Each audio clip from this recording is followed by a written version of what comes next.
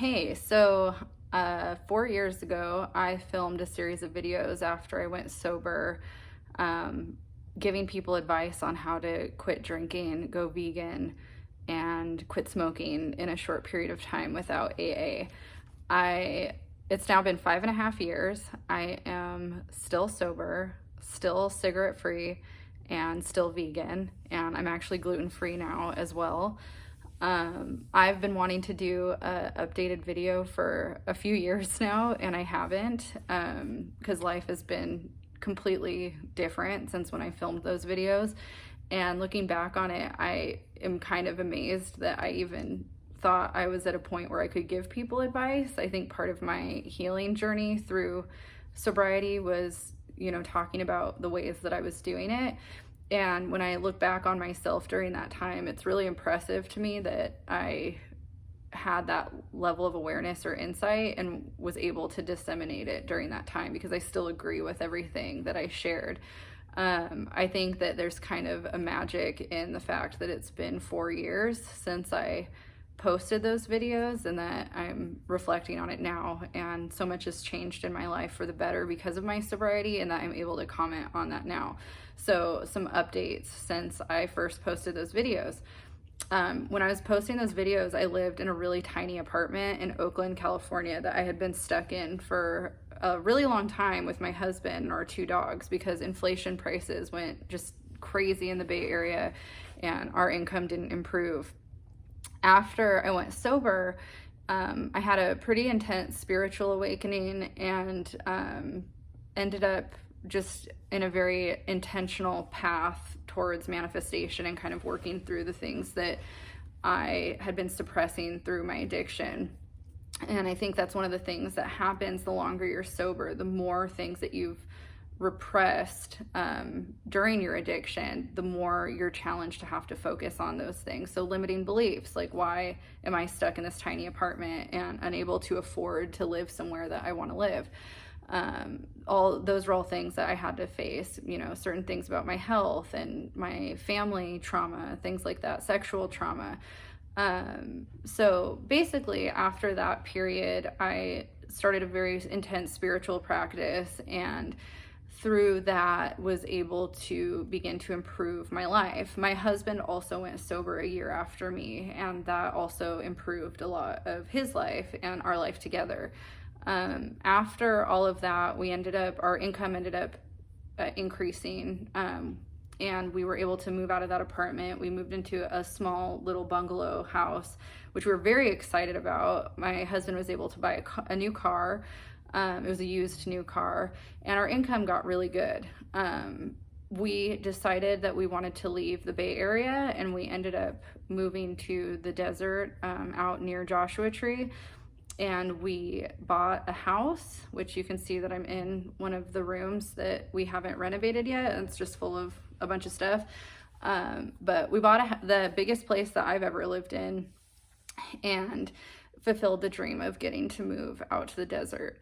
2020 hit. It was very challenging for my sobriety, to be honest. I didn't relapse with alcohol or anything like that, but I did kind of channel a lot of my addictive qualities into food. And after 5 years of being able to maintain a really fit physique and, a really healthy lifestyle, I regressed into some eating habits that were really negative for me, and ended up gaining a lot of weight, and also ended up with some health issues that I'm still actually in the process of diagnosing. So I'm pretty sure that I might have fibromyalgia, and those are things that I've been consciously working through with diet, exercise, and lifestyle changes. And that's been frustrating, to say the least, but through all of that, it's brought me more to my health and my sobriety and all of that. One of the other things that's really interesting about this journey for me is that when we bought our house, we had to buy it sight unseen, because we were in a rush to get down here for multiple reasons. And we ended up moving across the street from a sober living house. So when we first moved in, one of our neighbors came up who lives there and was like, "Hey, just so you know, this is a sober living house." And it just felt like a little nod from the universe. I was kind of like, wow, it's pretty powerful to me to live across the street from a house that is, you know, centered around helping people fight their addictions. Another thing about the house that was really interesting was that the street that we're on is the same name as a place that I used to go in Oakland all the time. So there's just like little things like that, you know, part of my healing journey has been reflected back to me, and just a lot of synchronicities like that. I also, through that journey, started doing tarot and astrology for myself, and then I became a tarot reader and astrologer professionally, which I actually just stopped doing for the time being, so that I could focus on my main passion, which is working with animals. So I have had a dog walking business since 2015, and I am in the process of getting my dog training certification now for that business. And I think working with animals has been a big part of my sobriety. The other part of that journey was my tarot and astrology practice, and I ended up getting asked to write a monthly astrology column for a new online magazine called The Sober Curator, which is all about sober living and lifestyle. So it was really cool to see kind of these separate passions of mine come together through this online magazine. The things that have helped me maintain sobriety are the fact that I just continuously feel stronger and better in myself, not, you know, waking up hungover or having health issues that are related to that.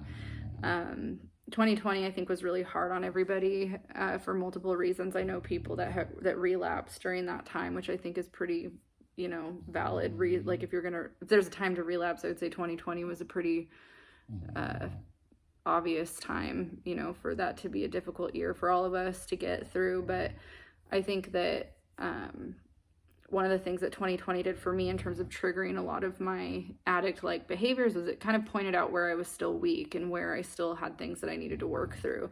And so I've spent a lot of this year trying to get more grounded in, you know, how can I cope with stress better, and what are things that I can do that, you know, are less feeding into my addict-like qualities, even if it's with food and not necessarily alcohol.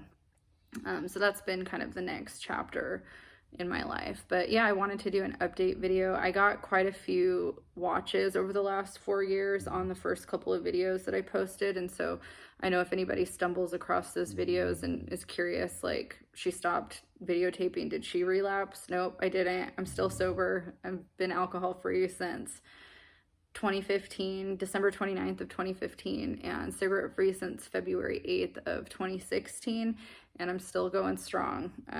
So yeah, it's fun to do an update video 5.5 years later, or 4 years later from those videos. But yeah, all right.